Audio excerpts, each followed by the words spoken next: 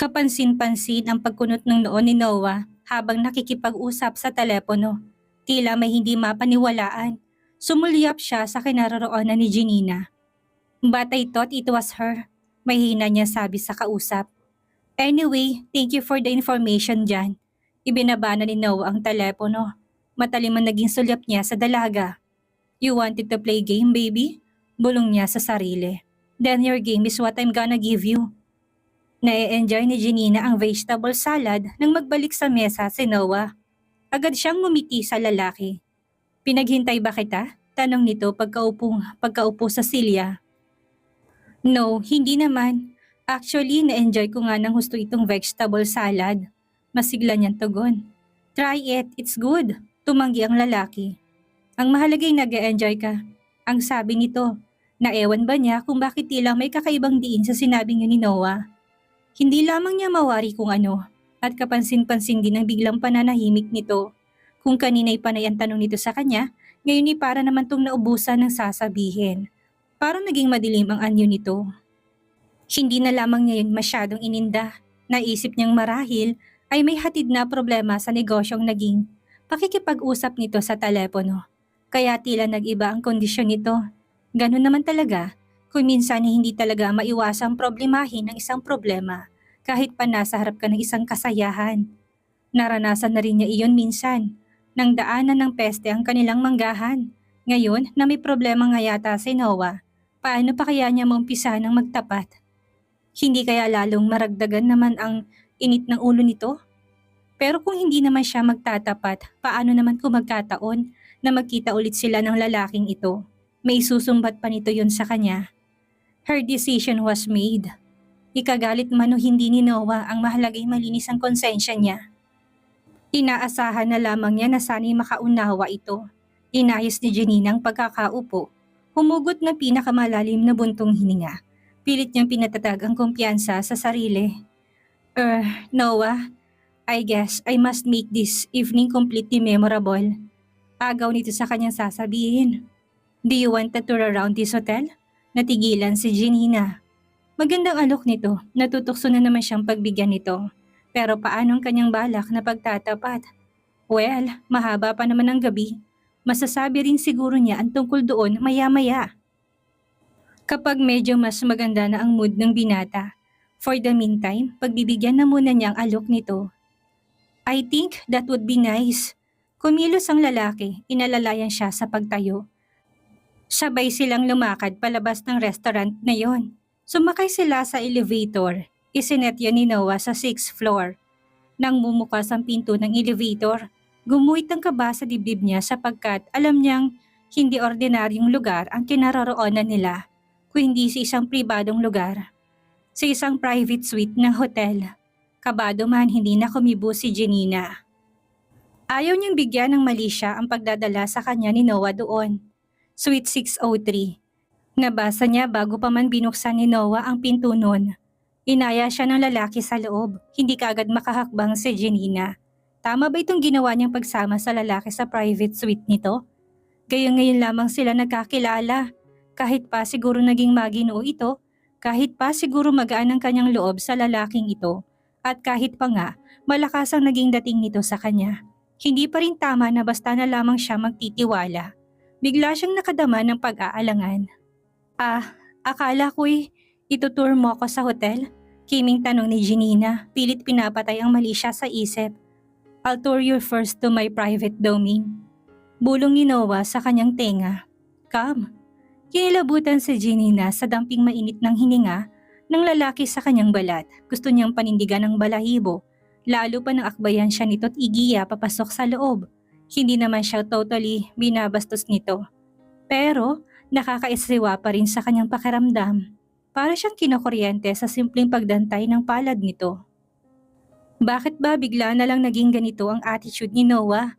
Nais niyang isatinig. Parang nawawala ng pagkamaginoo. Parang nagtitake advantage na sa sitwasyon.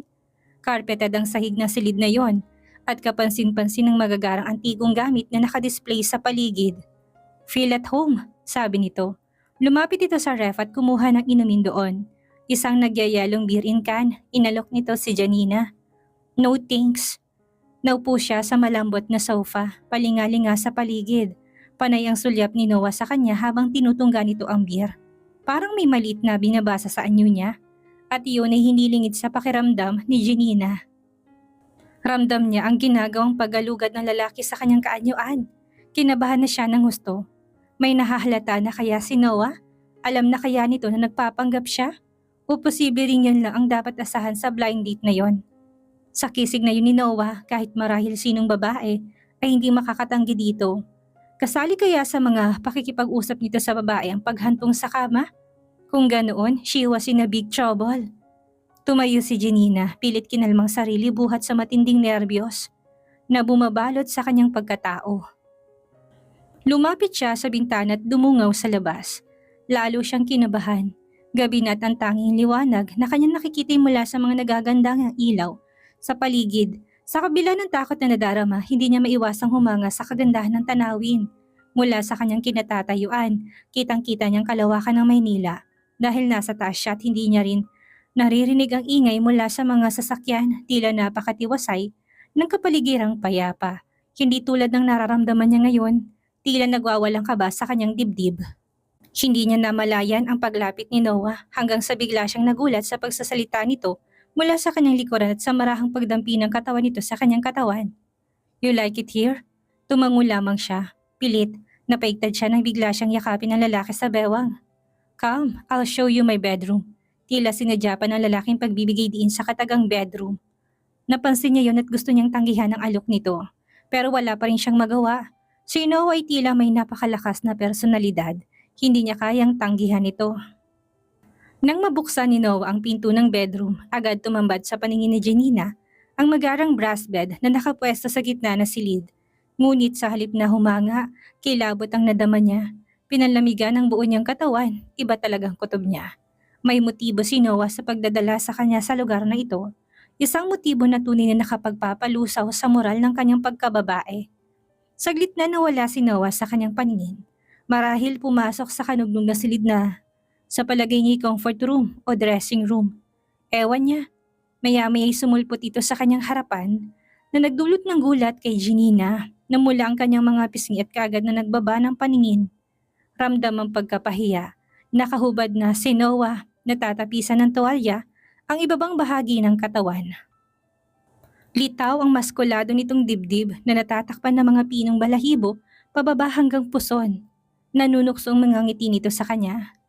Bakit ganyan ang ayos mo?" Nahihiyang tanong ni Janina. "Ikaw ang dapat kong tanungin yan," nakangiting tugon ni Noah. "Bakit nakadamit ka pa?" Gulantang si Janina, hindi siya makapaniwala. Ano bang inaasahan ni Noah? Na ang ka-blind date nito isang call girl? Bakit ganitong asta nito? Ibig niyang maiyak sa pinasok na sitwasyon. Biglang naglaho ang paghangang inilaan niya para sa lalaki. Hindi niya sukat akalain na ganito pala kababaw ang pagkalalaki nito. At siya namang estupida ay nagpatangay sa karisma nito. But why in good heavens? Napakaganda ng treatment nito sa kanya kanina. Style kaya yon ng lalaki para tuluyan siyang mahuli sa bitag nito?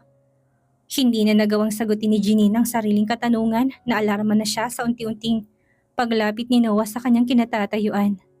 "So, what are we waiting for?" Sabi nito, madilim ang pagkakatingin sa kanya.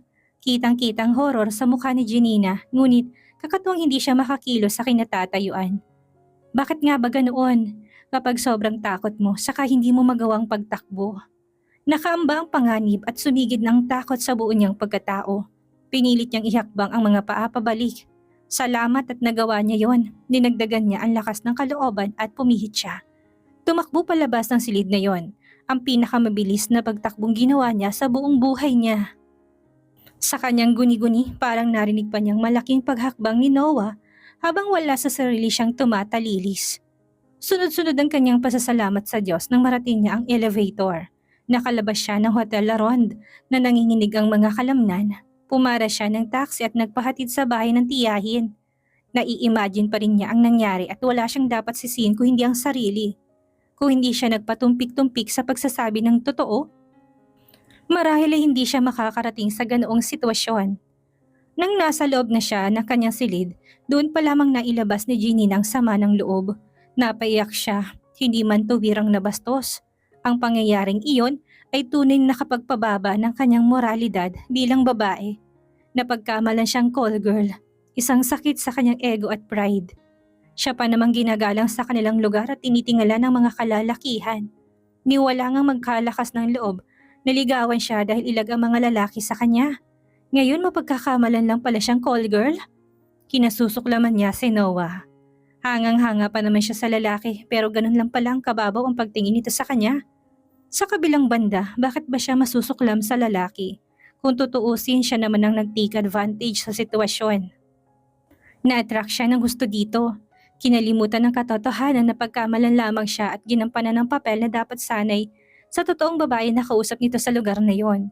Kung bibigyan siya ng pagkakataon, masasabi naman niya yun sa lalaki. Pero hindi nga niya ginawa. Oo nga't nangihinayang siya sa pagkakataong binitawan ang mga sandaling makilala pa niya ng gusto si Noah Mendez. Maaaring ang isang uri ng call girl ang babaeng yun na dapat sanay siyang katatagpuin ni Noah. At ano nga ba ang dapat asahan? Muling bumalik sa alaala ni Janina ang kakisigan ni Noah. Iisipin ba niyang ang ganong itsura ay kailangan pang magbayad ng babaeng bayaran para sa pansariling interes? Kung hindi kaya niya nagawang tumakbo kanina, pupwersahin kaya siya ng lalaki? My God! Sa itsurang yun ni Noah, kailangan pa ba niyang mamwersa ng babae? Bakit nagbugulong kanyang isipan? Dapat ay kalimutan na niya ang pangit na karanasang iyon. Pero bakit hindi niya magawang tanggalin sa guni-guni ang gwapong muka ni Noah Mendez? Pasado 9:00 na nang maramdaman ni Janina ang marahang dantay ng palad sa kanyang likuran. Naidlip pala siya ng ilang saglit. Sa kakaisip, hindi na siya nakapagpalit ng damit. Tita, nalimpungatan niya sabi. Pinasadaan siya ng tingin ng tiyahin mula ulo hanggang paa. Marahil ay nagtataka ito sa kanyang ayos. Saan ka nanggaling? Bakit nakabihis ka? Siguro hindi na binanggit ni Rodora sa mga ito na lumabas siya kanina dahil nauna naman siyang dumating. Namasyal lang ako sa Ayala Center, tita. Namasyal? Muling tumutok ang atensyon nito sa magandang terno ni Janina. Binili ko, tita. Sinukat ko lang. Sabi niyang hindi na nag-elaborate ng husto. Wala siyang balak na ipagtapat kung hanggang saan siya dinala ng damit na yon. Magandang pantulog ha? Biro ni Chato. Bueno, lumabas ka na ron at kakausapin ka raw ni Tito Rafael mo. Oo, tita. Susunod ako. Nang makalabas ng silid si Chato, mabilis na nagbihis si Janina. Bago itinagong hinubad na damit, pinakatitigan na muna niya yon. Totoong napakaganda ng damit na yon, pero katakot-takot na problema naman ang inihatid sa kanya sa minsang pagsusuot nun. Muntik pa siyang mapariwara kung talagang binalak ni Noah na pagsamantalahan siya. Sa tuwing makikita niya ang damit na yon, lagi niyang naiisip ang insidenteng naganap. Siguro itatago na lamang niyang damit at hindi na muling isusuot pa. Nagre-relax sa sala si Rafael nang malabasan ni Janina. Good evening, Tito. Bati niya rito. Saka naupo sa katapat na sofa.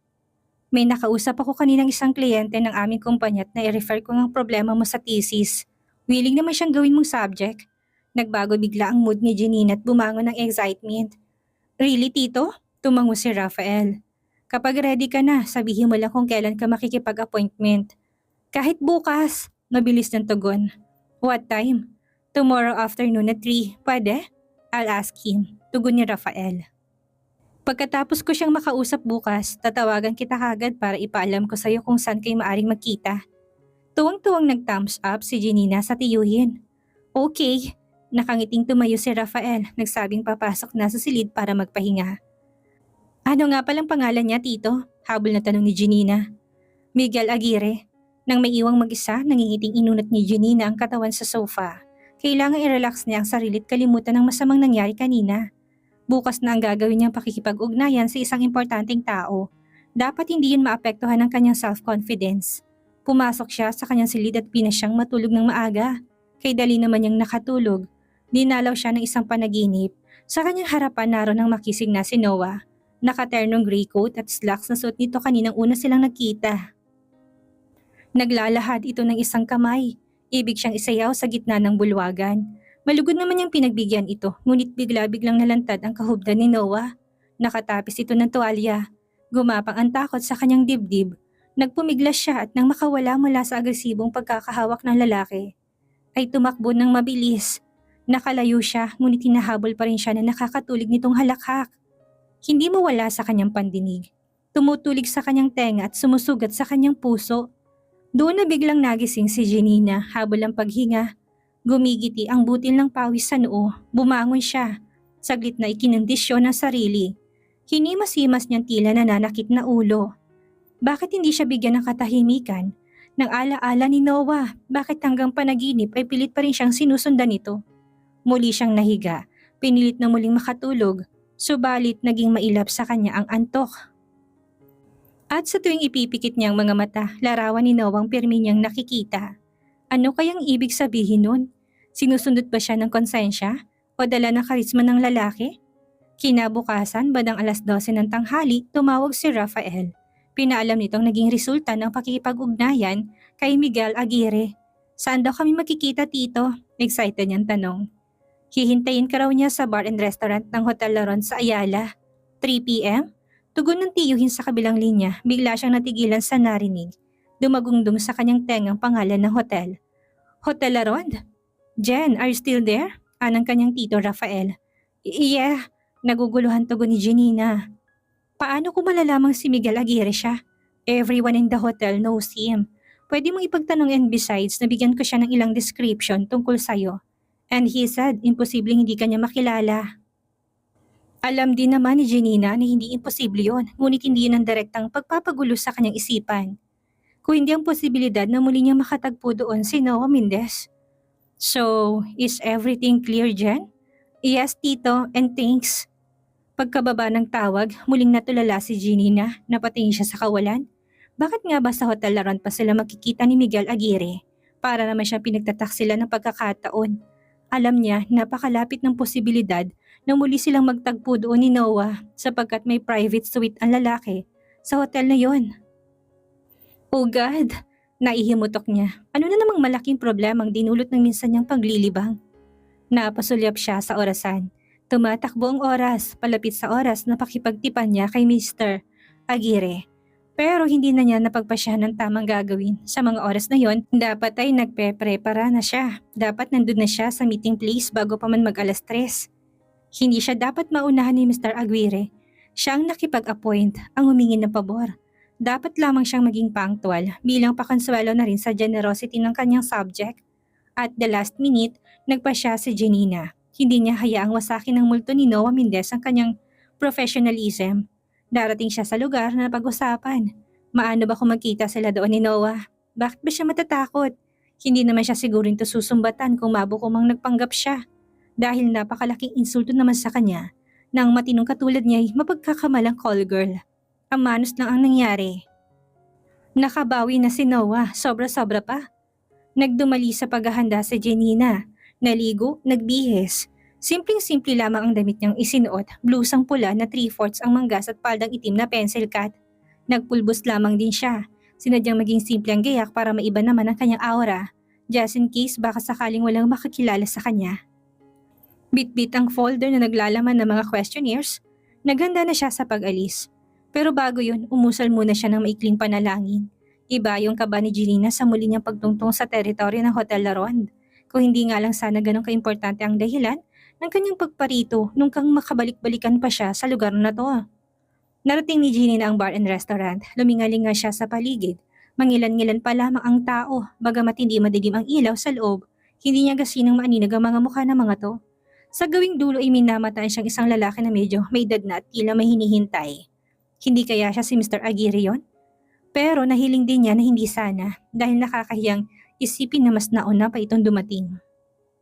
May napuna siyang isang waiter na naglalakad patungo sa kanyang gawi. Naisipan niya magtanong. Excuse me, aniya. Huminto naman sa paglalakad ng waiter. Yes ma'am? Nandyan na ba si Mr. Aguirre? Meron kasi akong appointment sa kanya ngayon. Wala pa ho siya ma'am. Hintay-hintayin niyo na lang. Magalang na tugon ng lalaki, inihatid siya nito sa isang mesang nasa bukana lamang ng entrance door at inalalayan siya hanggang makaupo. Thanks, sabi niya sa waiter. Welcome po ma'am.